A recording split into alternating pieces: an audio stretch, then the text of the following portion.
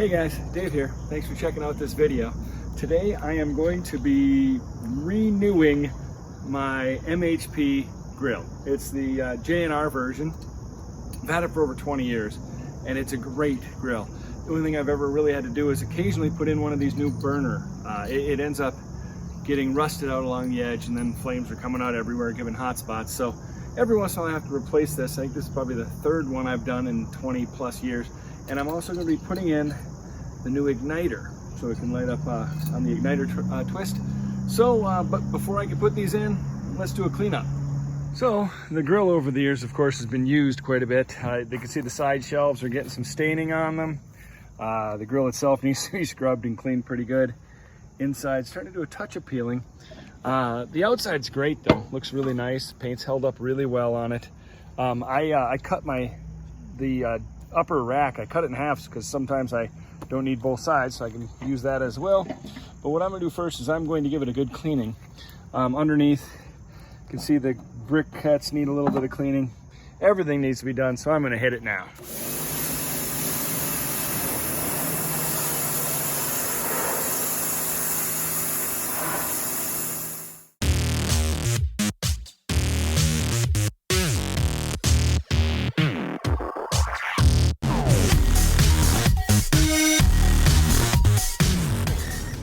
Well, of course, it'll be a good idea to do some scrubbing with the grill brush as well. Not only on the grates, but I'm going to hit the inside of the grill casing as well.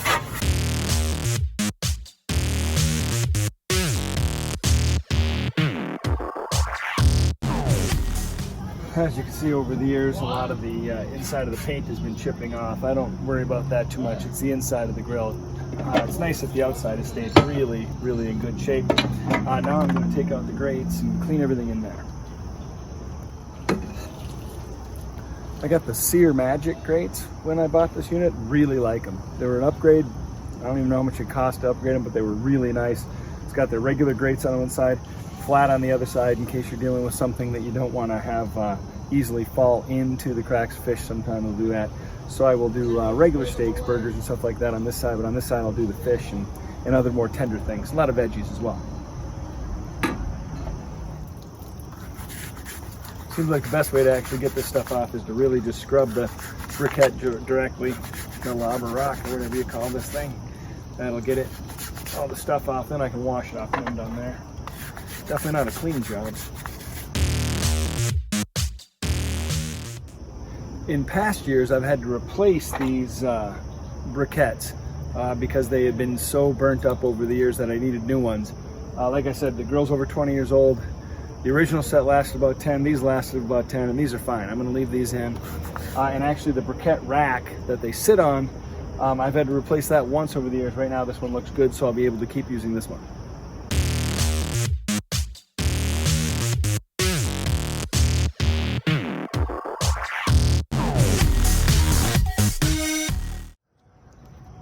All right, now we can get down in here. This is the briquette rack. I got that pretty much scrubbed off. Looks pretty good, very solid still. Nothing wrong with that as far as needing replacement. But when we get down in here, I had just tossed these briquettes down in here to wash them off and clean them. But you can see here the burner assembly is what we're looking at. And our main problem right here by the igniter box, you can see that this is rusted out and broken off. I was getting all the flame coming out right there, and that was giving me one heck of a hot spot. As you can see, the igniter box actually lost all of its top. It's totally rusted away.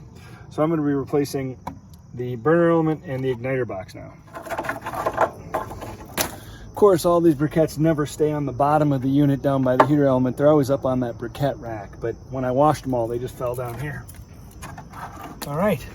Now, to get the heater element out, there's going to be a little cotter pin on the bottom of the element down here below the unit. Reach down towards the back. There's one. This little cotter pin comes out. There we go. And then the front two don't have a cotter pin. They're just held in place into the gas inlet. So take it out just like that. And as you can see, this one, compared to some of the other ones I've replaced in the past, this one only had that one spot right there. The rest of it was pretty darn solid. There was no other rusted out areas.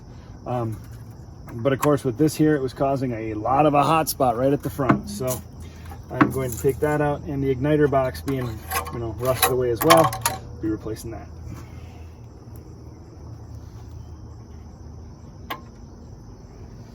Down below here, just a simple pull off for the igniter that runs from the igniter knob here over to the bottom. Just pull that right off.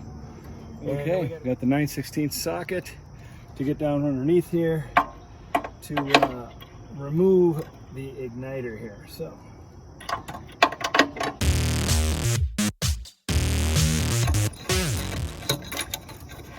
all right, got the old igniter out. That's garbage. Now it's pretty dang messy down here on the bottom, so I'm going to get the pressure washer to clean it all out.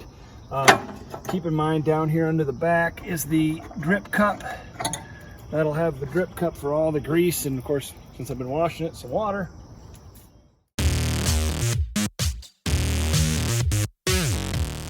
All right, time to put in the burner assembly here.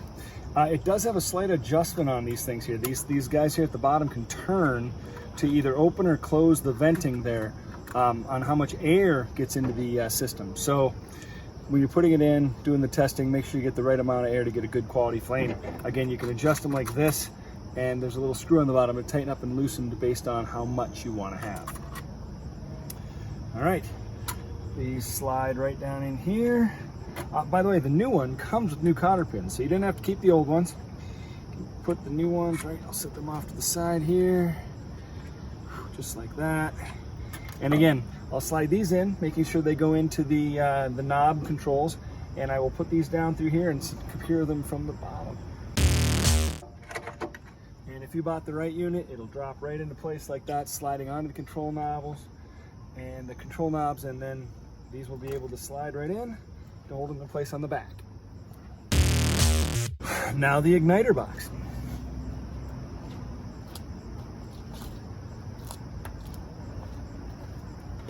Pretty easy setup with this as well. You got the same 9/16 nut on the bottom, a washer, and then the control box here. The connection just goes right onto the bottom of the igniter there, so pretty straightforward. Slides right on there. Know that.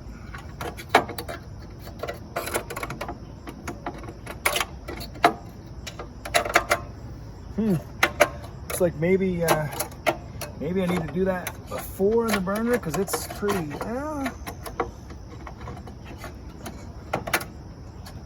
it's pretty tight. If I pull one of those pins and pull it up and out,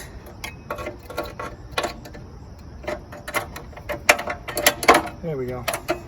Probably should put the igniter box in first if I was doing this all over again.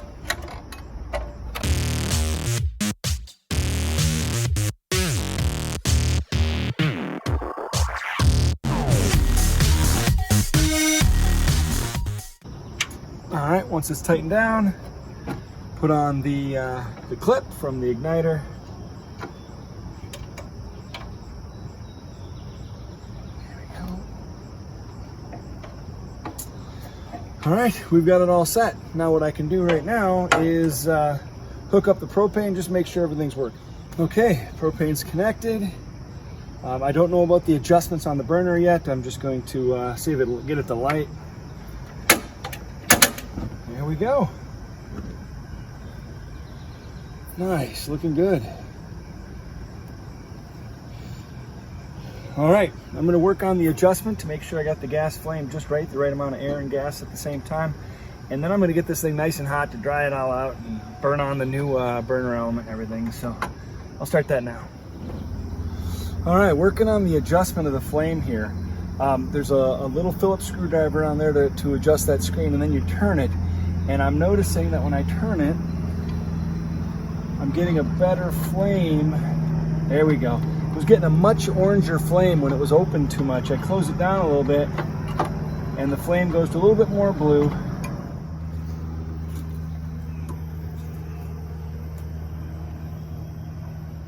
All right, now that I got the new burner element in and the igniter in, I'm going to just put it back together. I've already cleaned all the parts, so it's just a matter of assembling. I'm going to put in the briquette rack first. and then space those the briquettes on the rack so they're nice and evenly dispersed, so they'll disperse the heat.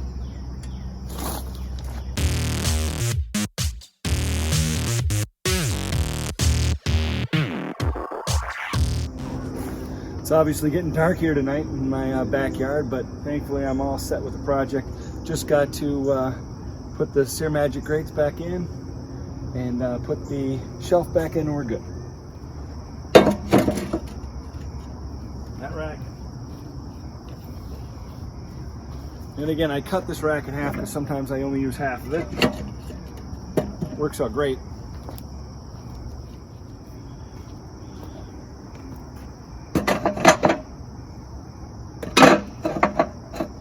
All right, there we go. Now the best way to clean any grill, get it super hot.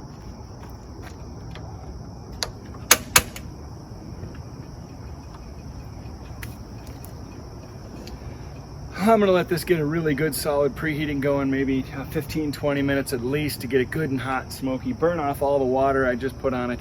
I didn't use any cleaning chemicals. I don't want to put chemicals on my grill because cooking food on it, so I think it's better just to let good high pressure water and then get it good and hot to bake it all off. And well, that's it.